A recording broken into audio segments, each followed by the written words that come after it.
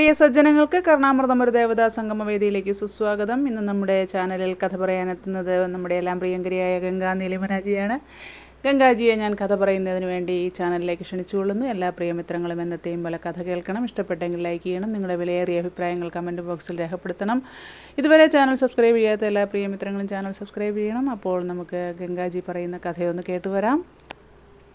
നമസ്കാരം. എല്ലാവർക്കും എൻ്റെ സ്നേഹം നിറഞ്ഞ നമസ്കാരം. ഞാൻ ഇന്ന് നമ്മുടെ കണ്ണൻ്റെ ഒരു കഥ പറയാം. യശോദ കണ്ണനെ ഉരലിൽ ബന്ധിച്ച കഥ.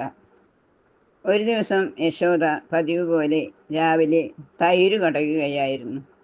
ആ സമയത്താണ് നമ്മുടെ ഉണ്ണിക്കണ്ണൻ അമ്മയുടെ പാല് കുടിക്കുന്നതിനായി മടിയിൽ കയറിയിരുന്ന് സന്തോഷപൂർവ്വം പാല് കുടിക്കാൻ തുടങ്ങി.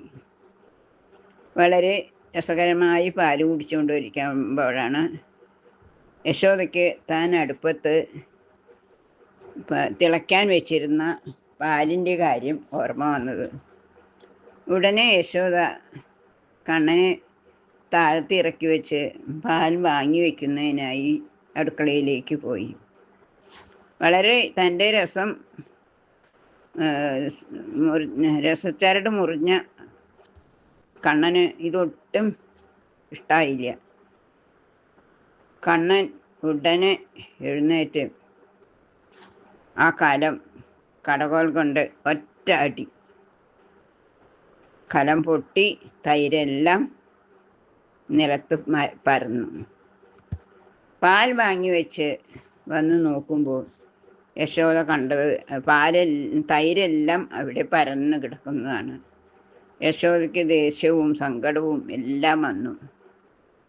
എന്നാൽ കണ്ണൻ്റെ യശസ് അങ്ങനെ പരന്നു കിടക്കുകയാണോ എന്ന് യശോദ ഒരു നിമിഷം ചിന്തിച്ചു. അങ്ങനെ യശോദ കണ്ണനെ എവിടെയെങ്കിലും കണ്ടില്ല. കണ്ണനെ തിരയുന്നതിനായി തിരഞ്ഞു നോക്കി. അപ്പോൾ ദൂരെ ഒരു മൂലക്കിലായി കണ്ണൻ ഒരു ഉരലിൽ കയറിയിരിക്കുന്നു. കയ്യിലുണ്ടായിരുന്ന കുറച്ച് വെണ്ണ കഴിക്കുന്നുമുണ്ട്. അടുത്ത് വന്ന് പൂച്ചക്കുട്ടിക്കും കുറച്ച് കൊടുക്കുന്നുണ്ട്. ഇത് കണ്ടപ്പോൾ യശോദയ്ക്ക് നല്ല ദേഷ്യം വന്നു. പക്ഷേ കണ്ണൻ ഈ പ്രവൃത്തി ഒന്നും ചെയ്തതായിട്ട് ഭാവിച്ചതേയില്ല. ഞാനൊന്നും അറിഞ്ഞില്ലേ എന്ന ഭാവത്തിലിരുന്ന് വെണ്ണ കഴിക്കുകയാണ്. യശോദ കരുതി, ഇവനെ ഇങ്ങനെ വിട്ടാൽ പറ്റില്ല, എങ്ങനെയെങ്കിലും കുറച്ച് സമയം ഒതുക്കിയിരുത്തണം എന്ന് യശോദ മനസ്സിൽ വിചാരിച്ചു. അപ്പോഴാണ് ആ ഇരിക്കുന്ന ഉരലിൽ തന്നെ കയറുകൊണ്ട് കെട്ടിയിടാമെന്ന് യശോദ തീരുമാനിച്ചു. ഒരു കയറെടുത്തു കൊണ്ടുവന്ന് കണ്ണന് ആ ഉരലിൽ തന്നെ കെട്ടിയിടാൻ തുടങ്ങി. പക്ഷേ എത്ര കയർ കൊണ്ടുവന്നിട്ടും കണ്ണനെ ഉരലിൽ കെട്ടിയിടാൻ സാധിച്ചില്ല.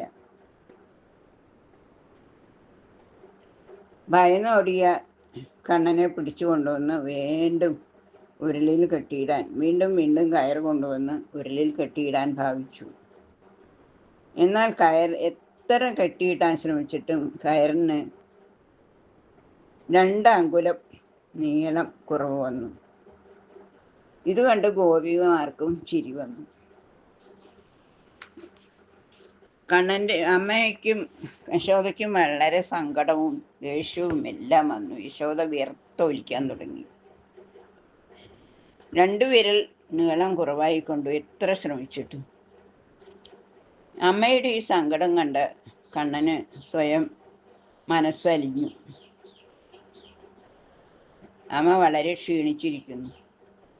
അപ്പോൾ കണ്ണൻ സ്വയം ആ ഉരലിൽ കെട്ടാൻ നിന്നുകൊടുത്തു. അങ്ങനെ ആയപ്പോൾ ആദ്യം കൊണ്ടുവന്ന ആ കയർ കൊണ്ട് തന്നെ യശോദയ്ക്ക് കണ്ണനെ കെട്ടിയിടാൻ പറ്റി. എന്നാൽ യശോദ തൻ്റെ ഭക്തിയാകുന്ന കയർ കൊണ്ടല്ലേ കണ്ണനെ കെട്ടിയിട്ടത്? അതെ, അതാണ് നമുക്ക് മനസ്സിലാക്കുന്നത്. ഭക്തി കൊണ്ട് മാത്രമേ ആ മഹാശക്തിയെ നമ്മുടെ മനസ്സിൽ കുറച്ചെങ്കിലും ബന്ധിക്കാൻ നമുക്ക് കഴിയുകയുള്ളൂ. ഒതുങ്ങിയിരിക്കാൻ വേണ്ടി കെട്ടിയിട്ട് യശോദ വീട്ടുപണികൾ ചെയ്യുന്നതിനായി അകത്തേക്ക് പോയി. ഗോപികമാരും അവരവരുടെ കൃത്യങ്ങളുടെ ചെയ്യുന്നതിനായി പോയി.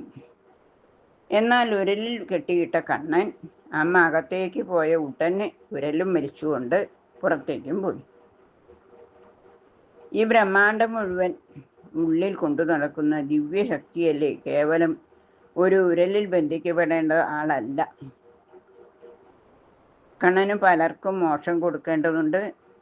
ദാമോദരനായ കണ്ണൻ ഉരലും മരിച്ചുകൊണ്ട് അവിടെ നന്ദഗോപഗ്രഹത്തിൻ്റെ മുൻപിൽ നിന്നിരുന്ന രണ്ട് ഇരട്ട വൃക്ഷങ്ങളുടെ മരുത്തുവൃക്ഷങ്ങളുടെ ഇടയിൽ കൂടി കടന്നു.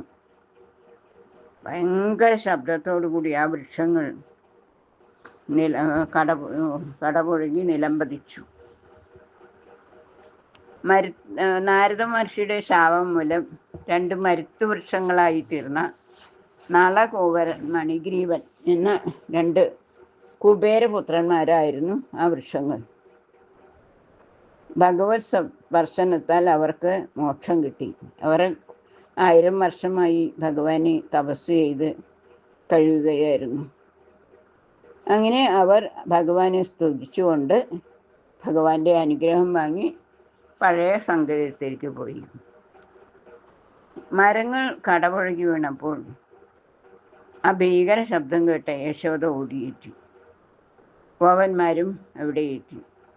ഉരലിൽ ബന്ധനസ്ഥനായ കണ്ണനെ നന്ദഗോപൻ വളരെ സ്നേഹപൂർവം മോചിപ്പിച്ചു. യശോദ കണ്ണനെ ഓടിച്ചെന്ന് എടുത്ത് മാറോട് ചേർത്തു. ഇത്രയും വലിയ വൃക്ഷങ്ങൾ വീണ്ടും കണ്ണന് യാതൊരു ആപത്തും പറ്റാത്തതിൽ അവരെല്ലാം അതീവരായി സന്തോഷിച്ചു. ഭക്തിപൂർവം കണ്ണനെ തൊഴുതു.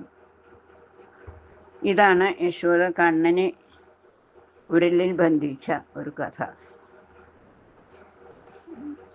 എല്ലാവർക്കും കഥ ഇഷ്ടപ്പെട്ടുവെന്ന് കരുതുന്നു. എല്ലാവർക്കും സ്നേഹം നിറഞ്ഞ നമസ്കാരം. ഹരേ കൃഷ്ണ.